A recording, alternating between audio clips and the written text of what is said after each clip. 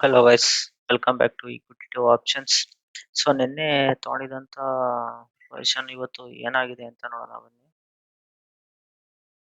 So ನಿನ್ನೆ ತಗೊಂಡಿರೋಂಥ position adjustment ಇವತ್ತು 1.41% return ಬಂದಿದೆ. ಸೊ ನಮ್ಮ ಟಾರ್ಗೆಟ್ ಇರೋದು 20% ಮಿನಿಮಮ್. ಸೊ 20 to 30% ಟೇಲ್ ಮಾಡ್ತಾ ಹೋಗೋಣ 20% ಬಂದ್ಮೇಲೆ. ಇಲ್ಲ ಏನಾರ ಮಾರ್ಕೆಟ್ ಕಂಡೀಷನ್ ಏನಾರು ಡೌನ್ ಟ್ರೆಂಡ್ ಇತ್ತು ಅಂದ್ರೆ 20%ಗೆ ಪ್ರಾಫಿಟ್ ಬುಕ್ ಮಾಡೋಣ. ಚಾರ್ಟ್ ನೋಡೋಣ ಬನ್ನಿ, ಅದು ಯಾವ ರೀತಿ ಇದೆ ಅಂತ ಹೇಳಿ. ನೋಡಿ, happiest mint descending triangle formation ಆಗಿದೆ. ಈಗ ಇದು ಆಕ್ಚುಲಿ ಡಿಸೆಂಡಿಂಗ್ ಟ್ರಯಾಂಗಲ್ ಇದಾಗಿರೋದು. ಇದು ಪ್ರೈಸ್ ಬಂದ್ಬಿಟ್ಟು ಇದಂತೂ ಬರೀ ಇದೊಂದು ಟ್ರೆಂಡ್ ಲೈನ್ ಇದೊಂದ್ರಿಂದನೇ ಆಗಿರಲ್ಲ. ಇದು ಆಕ್ಚುಲಿ ಪ್ರೈಸ್ ಆಕ್ಷನ್ ಬಂದು ರೇಂಜ್ ಬೌಂಡ್ ಆಗಿರುತ್ತೆ.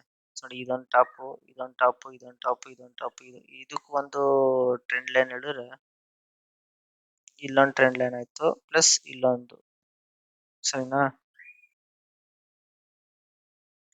ಸೊ ಯಾವತ್ತು ಪ್ರೈಸ್ ರೇಂಜ್ ಬಂದು ರೇಂಜ್ ಬೌಂಡ್ ಆಗಿರುತ್ತೆ. ಯಾವುದೇ ರೀತಿ ಸ್ಟ್ರೇಟ್ ಲೈನ್ ಈ ತರ ಯಾವುದೇ ಕಾರಣಕ್ಕೂ ಇರಲ್ಲ.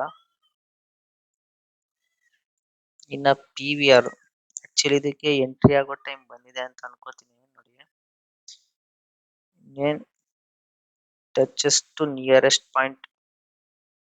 ಸರಿನಾ? ಇಲ್ಲಾಂದ್ರೆ ಆಲ್ಮೋಸ್ಟ್ ಆಲ್ ಇದಕ್ಕೆ ನಾಳೆನೆ ನಾನು ಎಂಟ್ರಿ ಆಗೋ ಚಾನ್ಸಸ್ ಇದೆ. ಇದು ಆಕ್ಚುಲಿ ನೋಡಿ, ಇಲ್ಲಿ ನಿಮ್ಗೆ ಇನ್ನೊಂದು ಪಾಯಿಂಟ್ ಅಂತ ಹೇಳಿದ್ರೆ ಆಕ್ಚುಲಿ ಇಲ್ಲಿಂದ ಅಪ್ಪರ್ ಸರ್ಕ್ಯೂಟ್ ಇಂದ ಈ ಲೋಯರ್ ಸರ್ಕ್ಯೂಟಿಗೆ ಎಲ್ಲೂ ರೀಟ್ರೇಸ್ಮೆಂಟೇ ಆಗಿಲ್ಲ. ಸೊ ಅಂದ್ರೆ lower I, lower low, lower I, lower low ಹತ್ರ ಎಲ್ಲೂ ಫಾರ್ಮೇಶನ್ ಆಗಿಲ್ಲ. ಡೈರೆಕ್ಟ್ ಬಿದ್ದಿದೆ. ಆಕ್ಚುಲಿ ಇಲ್ಲೆಲ್ಲ ಚಿಕ್ಕ ಪುಟ್ಟ ಒಂದೊಂದು ಸ್ವಿಂಗ್ ಮಾಡಿದೆ ಅಷ್ಟೇ.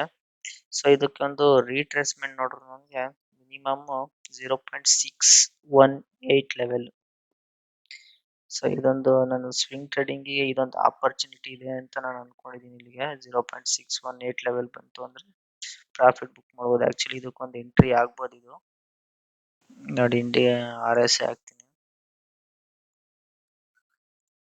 ನೋಡಿ, ಫುಲ್ ಓವರ್ ಸೋಲ್ ಝೋನಿಗೆ ಬಂದಿದೆ. ಇದು ಆಕ್ಚುಲಿ ಇದು ಬೈ ಆ್ಯಂಡ್ ಡಿಪ್ ಅಂತ ಹೇಳ್ತಾರಲ್ಲ, ಆ ತರ ಪೊಸಿಷನ್ಗೆ ಬಂದಿದೆ. ಇದು ಆಕ್ಚುಲಿ ವೀಕ್ಲಿನಲ್ಲೂ ಆರ್ ಎಸ್ ಐ 30 ಬಂದಿದೆ. ಇದು ಆಕ್ಚುಲಿ ಆರ್ ಎಸ್ ಐ 30 ಝೋನ್ನ ಬ್ರೀಚ್ ಮಾಡಿದೆ. ಇದು ಆಕ್ಚುಲಿ ಇದು ಡೇ ಕ್ಯಾಂಡಲ್ ಅಲ್ಲೂ ಸಹ ಇದು ಆಲ್ಮೋಸ್ಟ್ ಆಲ್ 16 ಬಂದಿದೆ. ಆಲ್ಮೋಸ್ಟ್ ಲೋಯರ್ ಸರ್ಕ್ಯೂಟ್ ಆಗಿದೆ. ಇದು ಫುಲ್ ಬ್ರೀಚ್ ಆಗಿ ಹೋಗಿದೆ ಇದು.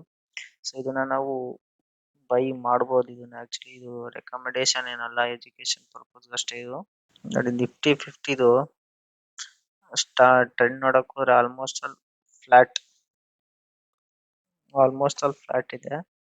ಇನ್ನು ವೀಕ್ಲಿ ಪರ್ಫಾರ್ಮೆನ್ಸ್ ಅಂತ ನೋಡಕ್ ಬಂದ್ರೆ ಎಲ್ಲ ನೆಗೆಟಿವ್ ಇದೆ. Almost all I T sector ಮಾತ್ರ ಪಾಸಿಟಿವ್ ಇರೋದಷ್ಟೇ. ಸೊ ಅದರಿಂದ ನಾವು ಈಗ ಏನು ಅಂದ್ರೆ ನಾವು ಪ್ರಾಫಿಟ್ ನ ಜಾಸ್ತಿ ಆಂಟಿಸಿಪೇಷನ್ ಮಾಡಕ್ಕಾಗಲ್ಲ ನಾವು ಈ ಟೈಮಲ್ಲಿ. ಮಾರ್ಕೆಟ್ ಟ್ರೆಂಡಿ ಆಗಿತ್ತು ಅಂದ್ರೆ ನಾವು ಪ್ರಾಫಿಟ್ ನ ಆಂಟಿಸಿಪೇಷನ್ ಮಾಡಬಹುದು. ಬಟ್ ಇವಾಗ ಮಾರ್ಕೆಟ್ ನೆಗೆಟಿವ್ ಇರೋದ್ರಿಂದ ಮತ್ತೆ ಡಾಲರ್ ರೇಟು ಜಾಸ್ತಿ ಇರೋದ್ರಿಂದ ನಮಗೆ ಮಾರ್ಕೆಟ್ ಮೇಲೆ ಇಂಪ್ಯಾಕ್ಟ್ ಆಗುತ್ತದು.